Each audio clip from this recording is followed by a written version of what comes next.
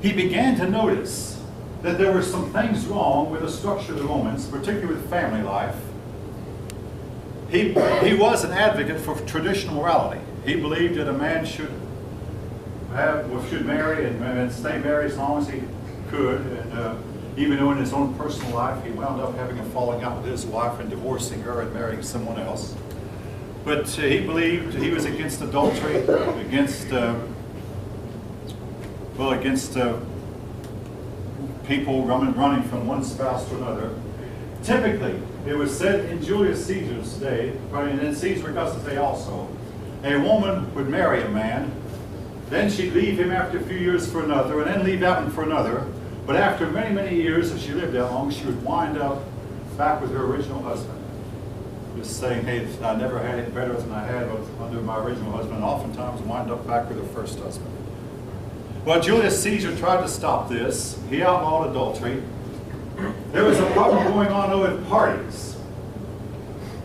Now, folks, I don't mean to gross you out, but a lot of times these people would get in big, sumptuous parties, and they would eat and drink all night. Then they'd go to an adjacent bathroom, regurgitate what they'd eaten, and then go back to eating again. And then this would go on maybe for hours on end and last all night. These excessive parties were known to shorten a person's life, and the typical lifespan of a typical Roman averaged only 22 years. Now, of course, that was partly because they had a high rate of infant mortality, and if you know anything about averages, you put a zero on any average, it's going to drop your average way down. If you count the persons who achieved the age of 10 years, and don't count the ones who didn't live at least 10 years, the average age was still about 33 years. In other words, they typically died young. Now keep that in mind, because I'm going to mention that again later, how that a certain group of people averaged 50 or 60 years of life. But a typical Roman only lived 30-some years. Your book points out how that Cicero's daughter was twice divorced and only lived about 32 years.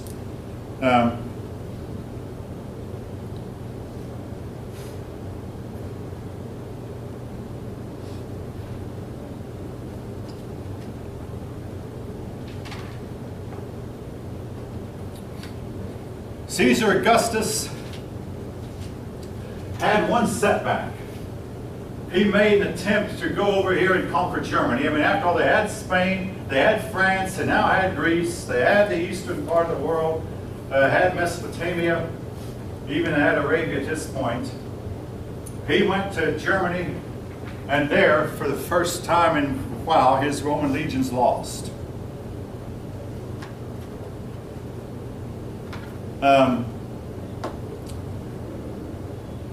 Augustus learned that Rome's power was not limited, and it was said for months he would bang his head on the door shouting, "Varus, Varus," that was his general, "give me back my legions." He lost a whole bunch of legions here fighting the Germans. Now eventually, Caesar Augustus passed a law that Rome was never to invade Germany again. But after he died, more than 120 years after he died, a Roman general did go into Germany and conquered a big part of Germany. But what they didn't conquer wound up conquering them. I mean, this is just simply a fact of life. The people you don't conquer will wind up conquering you sooner or later.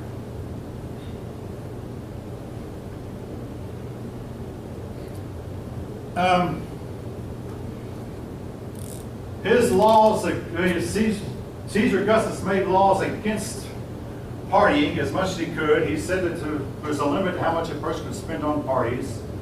We know these laws were enforced. He imprisoned and jailed people who wrote pornographic literature and exiled a famous pornographer. Again, his laws were enforced, but they did not stem the tide of Rome continually sliding downhill. And in fact, bad family life is believed to be one of the things that led to the demise or the fall of the Roman Empire. Caesar Augustus saw it coming, but he could not stem the tide.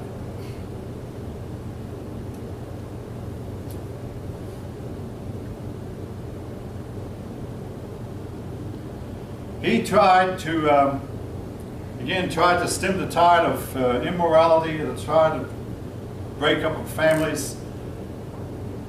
But he could not live forever. And when he died, the next emperors began to undo a lot of the reforms he had done.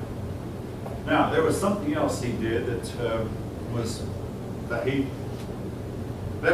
fairly devastating to Rome. I mean, he's known as a good man and a great man, but he had a whole lot of idle, unemployed Romans sitting there in the city of Rome who every once in a while would get out and riot in the streets, and nobody knew what would set off a riot.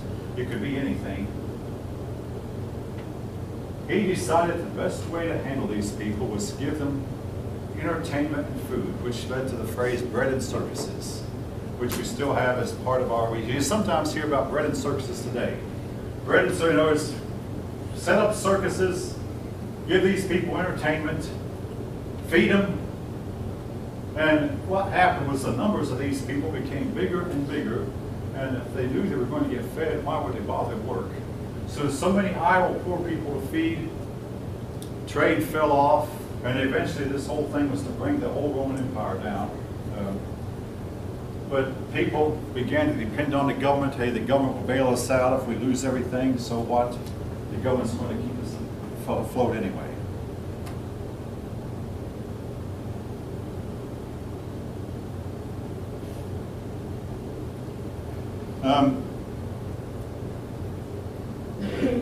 Now, in his day, only Roman citizens could become legionnaires. This was to change later. Eventually, what happened to the Roman army, they wound up using hired soldiers, most of them foreigners. Now, folk, on my way in here this morning, I was listening to satellite radio, and the subject of should we hire mercenaries to go in and clean out ISIS? Because, well, we don't want our young boys to go in there and get themselves all hurt and all crippled up and killed. So let's just see if we can't get mercenaries to do the job for us. Rome did the same thing. It wound up hired soldiers, most of them foreigners, was to make up the Roman army. The Romans at one time considered it a privilege to serve in the army, and if the army wouldn't have them all, it was just devastating to them. Then they got to where, hey, you know, we don't want to serve. And the Romans said, emperors had to fight their wars with hired soldiers. The result was a drain on the treasury. And hey, back during World War II, soldiers made about $15 a month. That was all their pay, which was low even then. Today, a soldier makes as much as a school teacher with all the benefits. And I have to ask, can we afford to keep doing this? Of course, we're spending money we don't take in. We're spending more money than we take in anyway. All right, so much for Caesar Augustus. You have a period of time. All right, the Roman people got tired of the wars, so they, when Caesar Augustus died, he reigned for 45 years. There was stability. The next Caesar was Tiberius. And Rome went through what we call Pax Romana. This was a 200-year period of relative Roman peace. During this time, there was a time of prosperity, mostly prosperity, even though the poor people remained really poor. So it was a spotty prosperity. In fact, it was said that the middle class largely disappeared from Rome. The middle class people make the backbone of society. You have your head, and then the backbone, and it holds the whole body together, you might say. The middle class being a backbone. The middle class disappeared. Every Roman was either extremely rich or extremely poor with nobody in the middle. And this was to remain true of Europe for hundreds of years. But anyway, you had a period of peace called the Pax Romana that lasted about 200 years.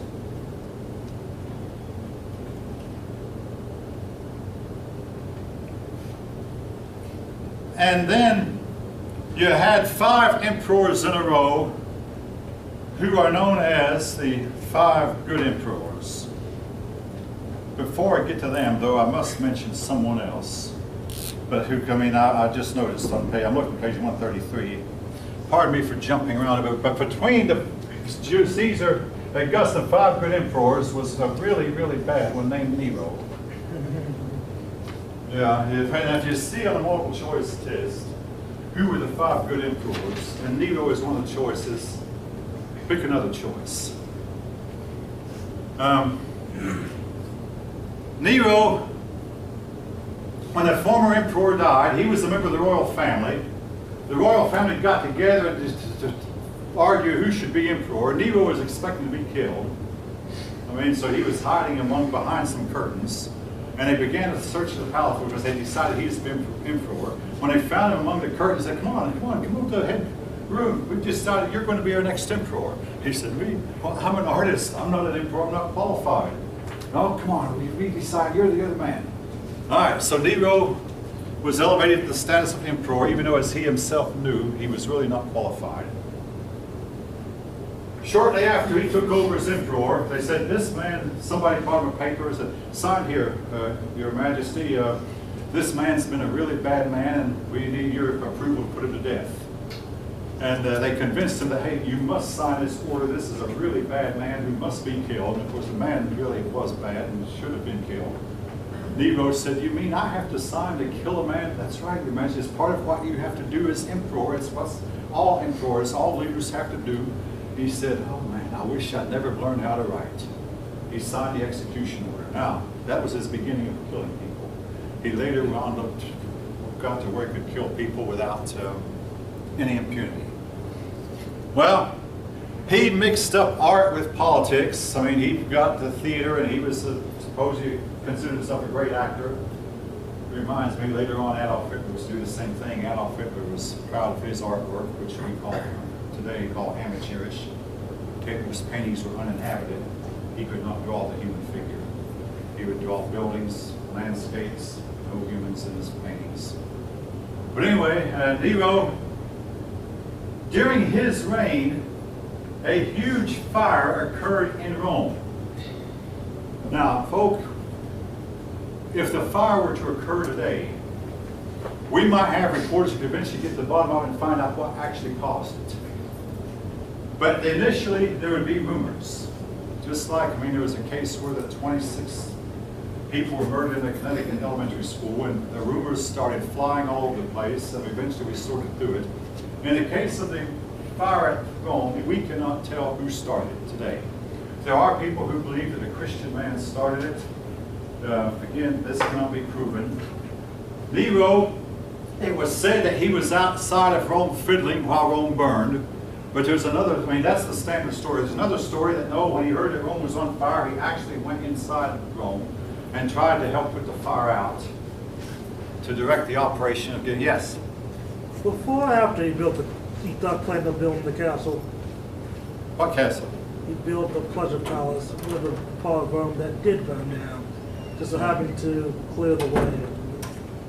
That is a story I'm not familiar with. It said that he was found fiddling outside of Rome because he wanted to build. Okay, so that's why he was outside of Rome in the first place. Yeah, he wanted to build a pleasure palace, and the part that burned down, when he rebuilt it as part of his palace. He expanded it.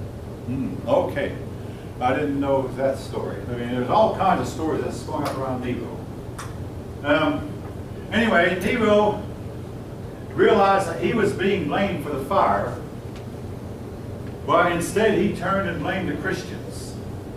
So he began the first empire-wide persecution of Christians, and this was something that was continued from Nero's time up until 300, so for the next almost 250 years, different Roman emperors after him persecuted. Now, not all Roman emperors during that time persecuted Christians. Some did, and some didn't. Some persecuted them really hard, and some persecuted them mildly. But Christianity became a persecuted religion, persecuted by the imperial Roman authorities, at its beginning with Nero. Now, for the next 2,000 or so years, Nero is to be looked on as being the worst ruler who had ever ruled. This has changed in modern times with the rise of men like Adolf Hitler, Joseph Stalin, Benito Mussolini, and Saddam Hussein. Among others, some of these men are looked on as being as bad, if not worse. Anyway, The Roman people had stood him as long as they could, and when Nero realized he could not win, even his own army was turning against him, he finally stabbed himself, and his last words were, "What an artist dies in me."